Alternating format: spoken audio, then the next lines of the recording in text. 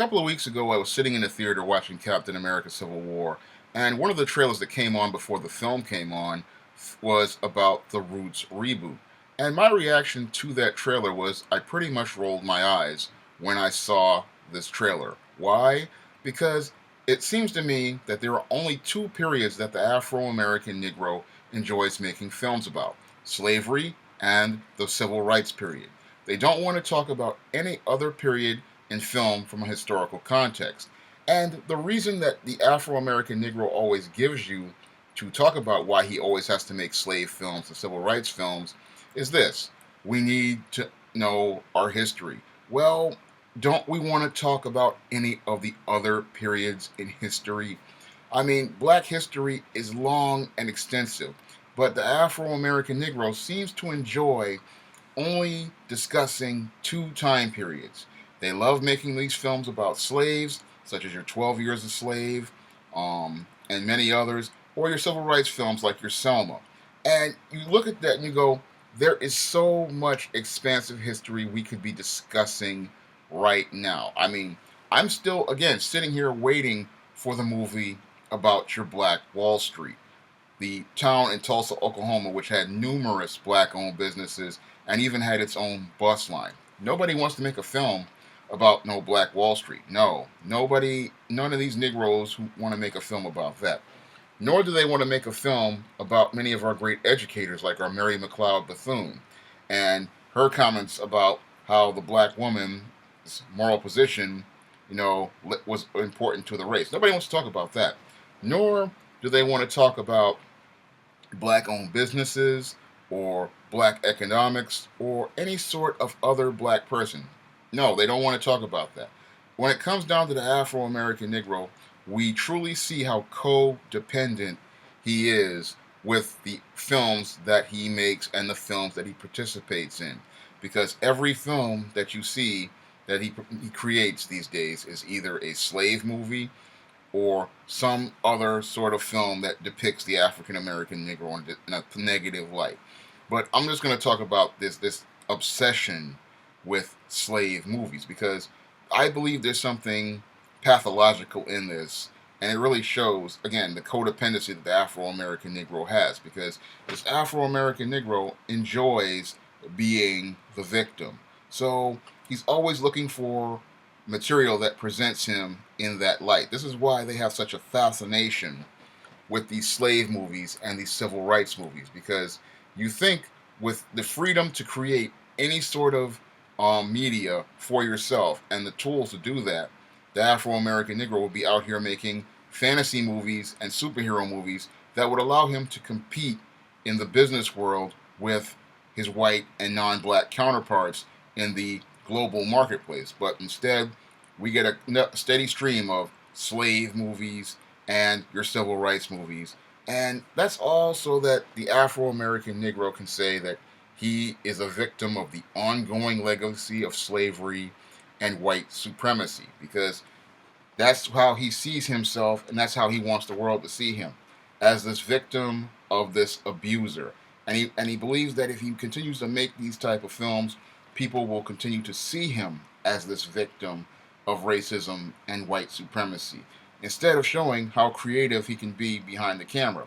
And this is why I believe films like Your Dope and many others get ignored by the Afro American Negro. He would rather go for that film that shows him as that victim above all else. If he cannot show himself as a victim, then he wants nothing to do with it. If he can't present himself as somebody being attacked by white people and oppressed by white people, he doesn't want anything to do with it. And some of the white people out here, racist white people, like that codependent relationship too, because they get a feeling of power when they see this Afro American Negro being beaten like a slave, being abused like a slave, being degraded like a slave. They enjoy watching these type of films. They get some sort of gratification watching this Afro American Negro being humiliated in these type of films. And I believe some of these Afro American Negroes get some sort of enjoyment out of it because in the codependent relationship, the victim and the abuser,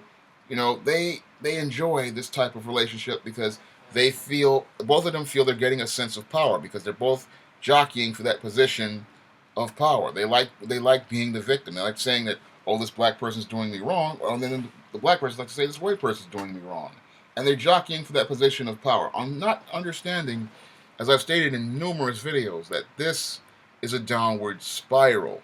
When you have people jockeying for the position of victim and thinking it's a position of power, they don't understand how powerless the victim is, because the victim is someone who has no power, is not being controlled. Yes, they're getting attention, but they're getting attention because they are powerless. But the Afro-American Negro and many of these white people want to have that position of power, not understanding that that's a powerless position and it's a position of weakness.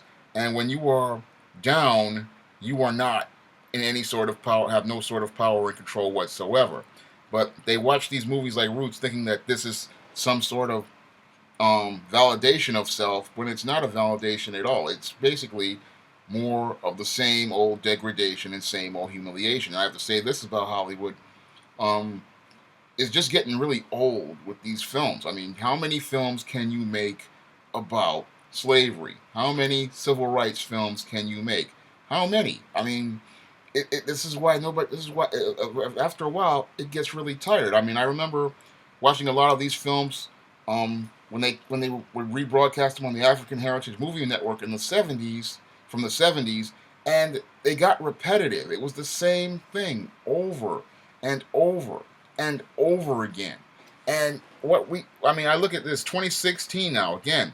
I look at the number one movies in America, and I don't see black people, striving to make that type of film. I don't see black people trying to make films that go outside of this liberals narrative where you see this Afro-American Negro as this victim of the ongoing legacy of slavery and white supremacy, or marching towards his freedoms. I mean, the Negro had some freedoms and he had things, but we don't want to talk about those things. We don't want to talk about, you know, that Reconstruction era where the African Americans had thriving towns and thriving communities. We don't want to talk about eras and other parts of the country where black people had their own businesses. We don't want to make films about those type of stories from a historical perspective. We don't want to talk about your black cowboys like your Deadwood Dick. We don't want to talk about those guys. No, the Afro-American Negro, he cannot make himself into a victim in those type of stories, so he doesn't want to tell those type of stories. And he doesn't want to talk about, other genres like African American science fiction and fantasy, because again, there is no way to make an Afro-American Negro a victim in those circumstances. He loves those two eras because in those two eras you can put an evil white man up there and show him oppressing the black man, but you don't want to see any film that shows a black man or a black woman taking responsibility for their own life, taking charge of their own life, and leading their own self and building their own black community. They don't want to see those type of films, and it's really sad that that with all the tools and resources in front of us, the online streaming, digital cameras, and all this technology, the Afro-American Negro is still presenting himself to the world in the image of a slave, and reinforcing and breathing new life in the stereotypes that have been around since the 1930s, and not thinking about creating an image of self that presents a new image of self for the 21st century. That's all I have to say for this video. You can comment, rate, and subscribe.